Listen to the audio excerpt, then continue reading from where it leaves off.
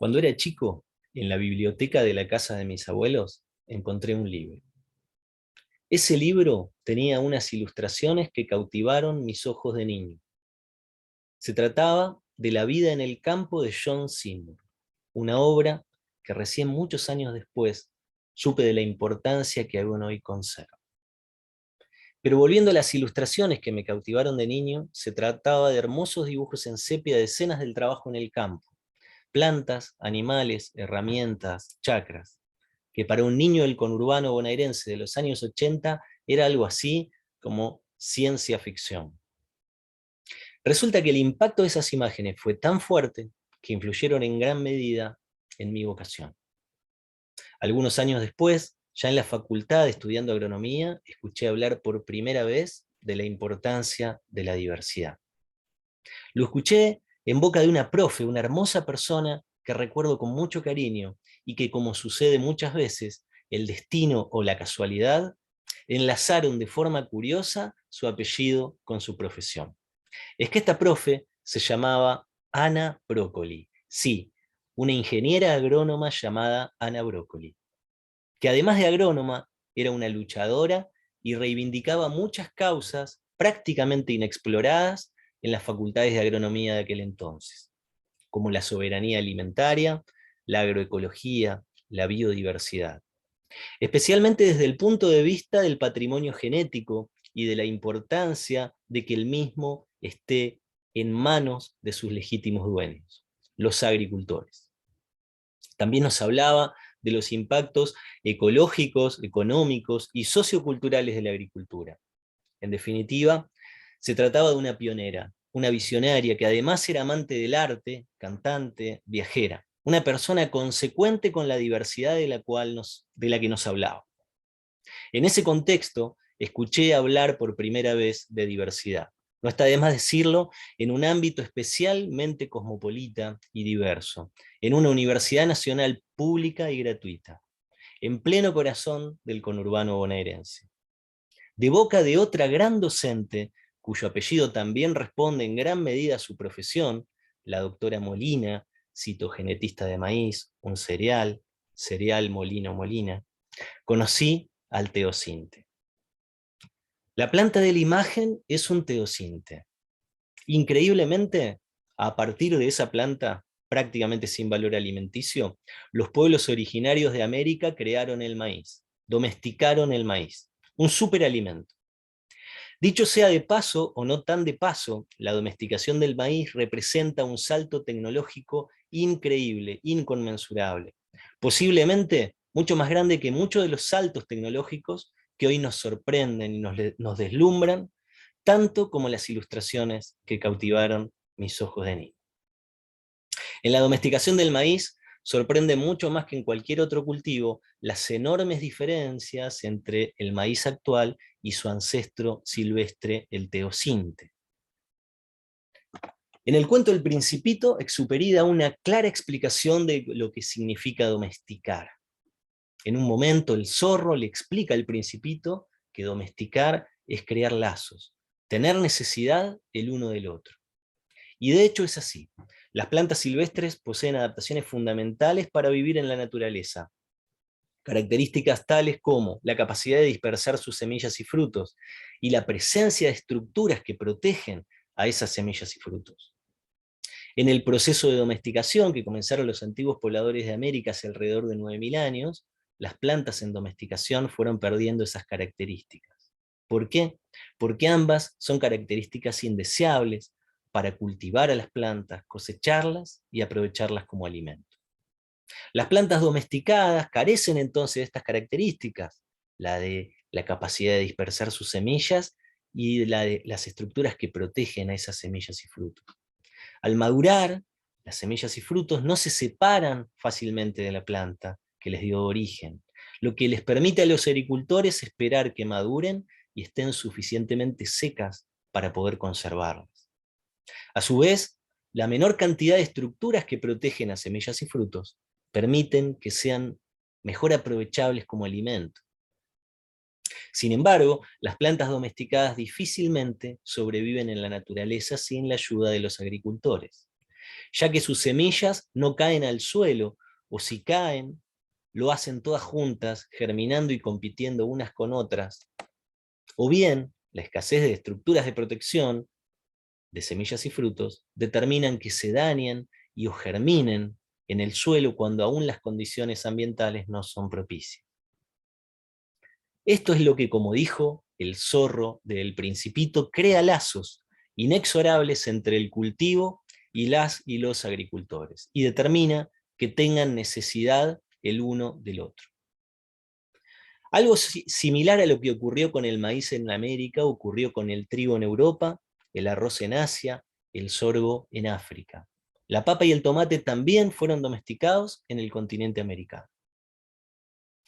Este proceso se conoce como revolución neolítica.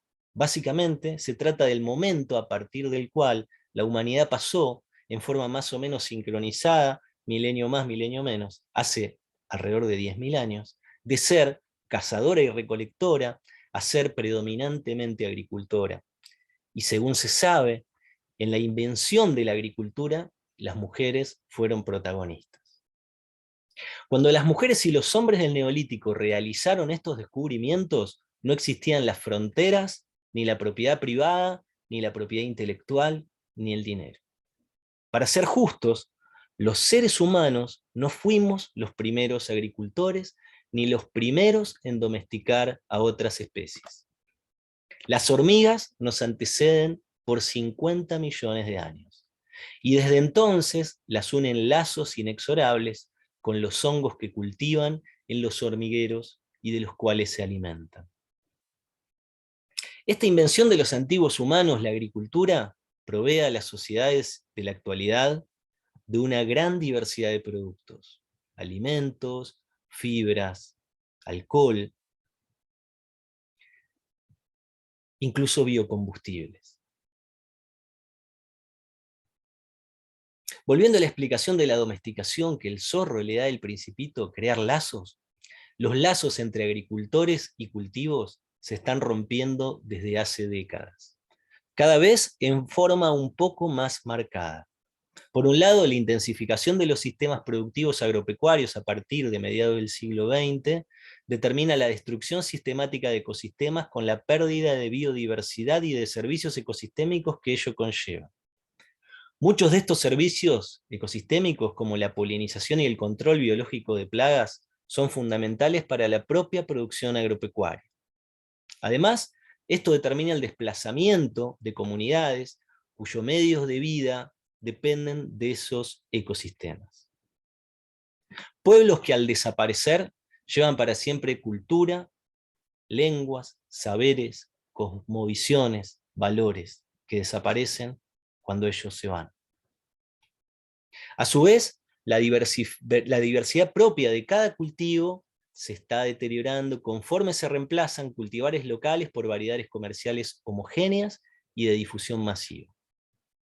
Traccionadas por estrategias comerciales de grandes empresas y las ventajas comparativas a corto plazo de su implementación. Este proceso de pérdida de variabilidad genética dentro de cada especie cultivada se conoce como erosión génica y funciona como un cuello de botella para caracteres potencialmente valiosos a futuro, por ejemplo, resistencia a enfermedades de los cultivos. Sobran los ejemplos, pero uno muy figurativo en nuestro país es el del maíz. A lo largo de los siglos, los antiguos pueblos americanos produjeron enorme diversidad de variedades y razas de maíz, tanto en México y Guatemala como en el altiplano sudamericano. La consolidación de colonias agrícolas, por su parte, durante el siglo XX, consolidó el empleo de los maíces colorados o flint. En la década del 90, grandes empresas semilleras propician la introducción de los maíces dentados, que desplazaron a las razas locales de maíces colorados. Lamentablemente, los maíces introducidos eran susceptibles a una avidosis endémica de la zona, a la que los maíces colorados, que habían sido desplazados, sí eran resistentes. La difusión masiva de los maíces dentados determinó que miles de agricultores pierdan sus cosechas, y el virus del mal del río Cuarto, que no había causado grandes problemas hasta el momento, ponga en jaque a la producción de maíz y a los propios agricultores.